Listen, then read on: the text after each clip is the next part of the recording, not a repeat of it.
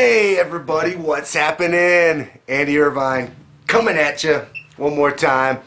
As promised, I'm finally getting around to doing the last segment in my 8 series bass lick bass lessons. And what I've been doing, I've been making videos, and I started a couple months ago actually. I had intended to finish this sooner, but I went on tour and I was busy. I was on the road touring all throughout Europe with my band.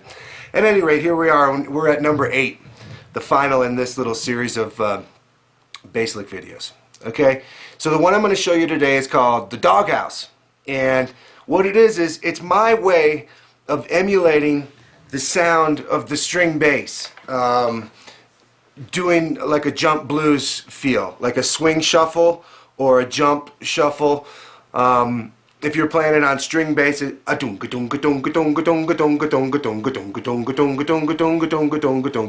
know, that kind of a thing. You know, slap bass actually was invented way before Larry Graham started doing this. Slap bass was invented on double bass, on string bass, on the Doghouse. And what it is, you know, you're slapping the string against the fingerboard and then coming down with your strong beat in your walking bass line pattern. So the way I do it is I combine a few different things. I combine the palm mute, so I start with my palm pressed against the back of the strings gently, and then my primary plucking finger is the thumb. Usually, I tend to do this a lot. Okay, so you'll hear me doing that all the time. But on this one, on the Doghouse, woof, woof, what we got going is we got the palm mute, the thumb, and then I'm doing a click by plucking with the first finger on the G string.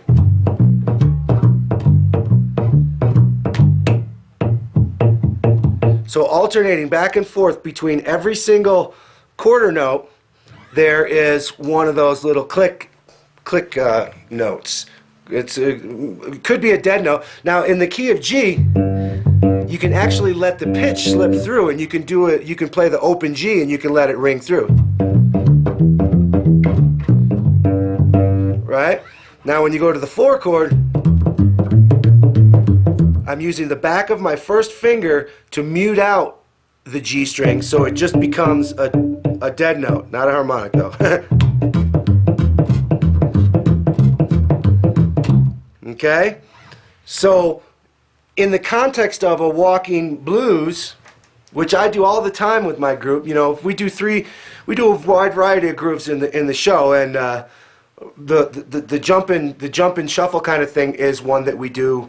We play 3 or 4 numbers like that. So here we go. It goes like this.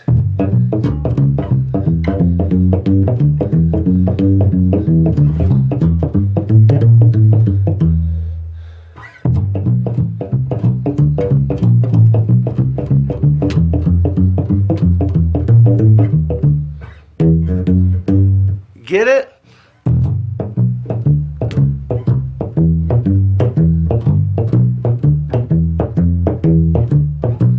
Now if you're doing a jump up-tempo one, it's going to feel a little bit different. If you're doing the Texas feel like that flat tire, pa-tump, pa-tump, pa-tump, pa-tump, it just slow it down.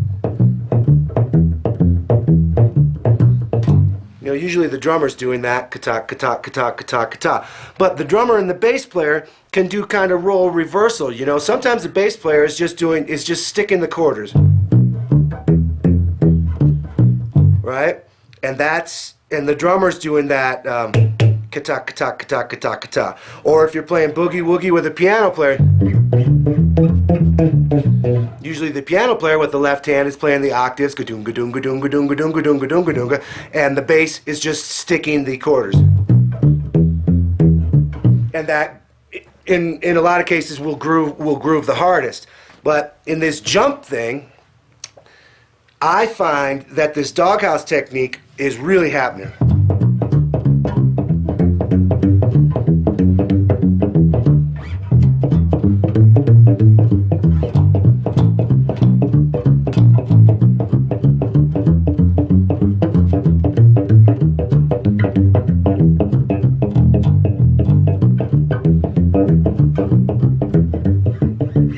get it?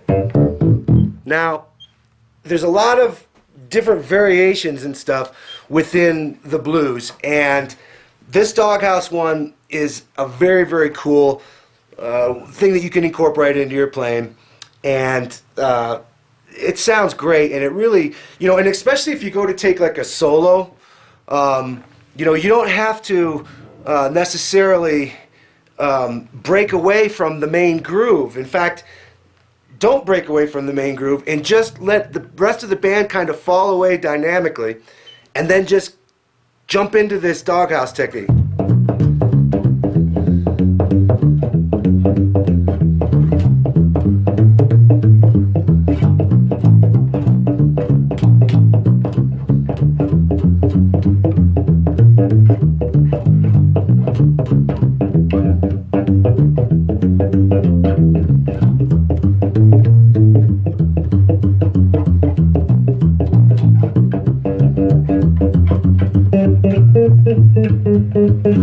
Etc., etc., etc.